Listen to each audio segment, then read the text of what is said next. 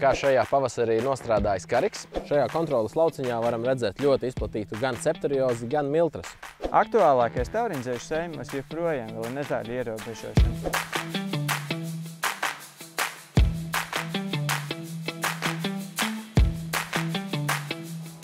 Sveiks, lauksaimnieki! Šodien esam Iecavā un aplūkosim mūsu rapša lauku tūplānā. No lauku kopšanas darbiem šeit gandrīz jau viss ir izdarīts. Liek nosmidzināt tikai galveno fungicīdu, kas šonakt arī tiks smidzināts. Un šeit konkrēti tiks lietots mūsu jaunais risinājums Revidas ar devu 0,8 litrus hektāru. Tas, kas mani ļoti interesē, kā šajā pavasarī ir nostrādājis kariks, kas šeit tika lietots. Un lūk, varam ļoti labi pārliecināties, rapsis ir ļoti labi sazarojies ar 10 un vairāk sānzariem.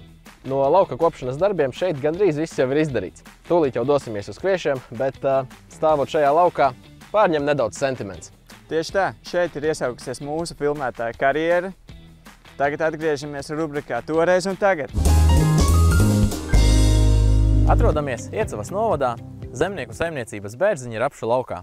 Pavasarī ir veikta rapšu apstrāde ar augšanas regulātoru Juventus. Jā, un sadarbība tvertnes maisījumos ļauj mums apstrādi rudenī ar auga augšanas regulātoru veikt optimālos termiņos. Atgriežamies atpakaļ tagadnē un tālāk mūsu ceļi veduši uz Bausku, uz Baltijas izmēģinājumu centru, kur konkrēti atrodamies jau ziemas kviešu gan šķirnīšu, gan programmu izmēģinājumos. Laikapstākļi šogad ir bijuši patiesi labvēlīgi slimību attīstībai. Un šajā kontroles lauciņā varam redzēt ļoti izplatītu gan septoriozi, gan miltrasu. Bet kā ierobežot šīs slimības?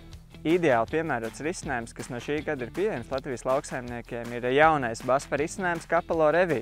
Varam arī ielūkoties kviešos, kur Kapelo Revī jau ir lietots pirms 2 nedēļām.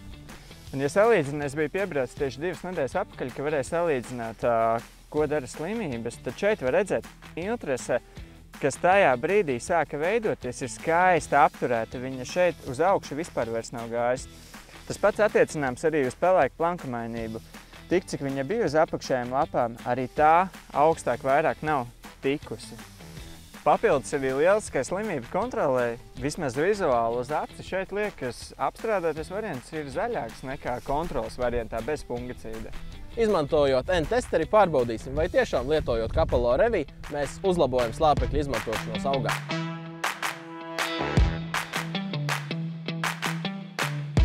Pārbaudot kontroles variantā uzrādījās punktu summa 687 punkti, bet šeit, kur lietots Kapelo Revī, slāpekļa punktu summa ir 728. Tātad slāpeklis izmantojās vairāk.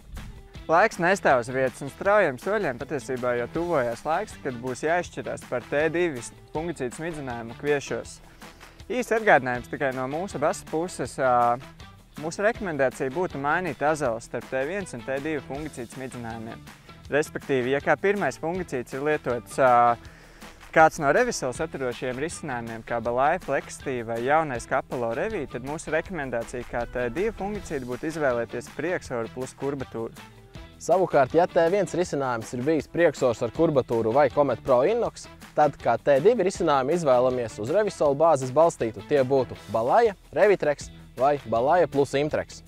Par kviešiem tik tālu viss skaidrs. Aplūkosim vēl, kas aktuāls gan lauka pupās, gan zirņos.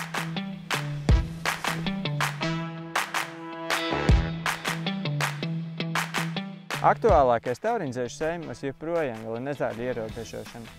Šeit konkrēti jau apstrāde korumu ir bijusi, un šeit ir veikta vienreizēja apstrāde pilno korumu devu.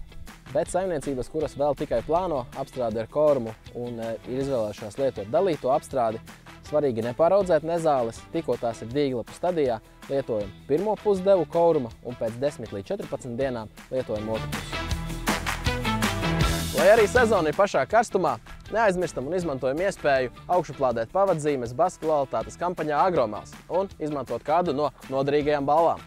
Kā arī atzīmējam kalendāros 30. māju, tiekamies BASF rīkotajā lauku dienā šeit, Bauskas pusē, Baltijas izmēģinājuma centrā. Tiekamies!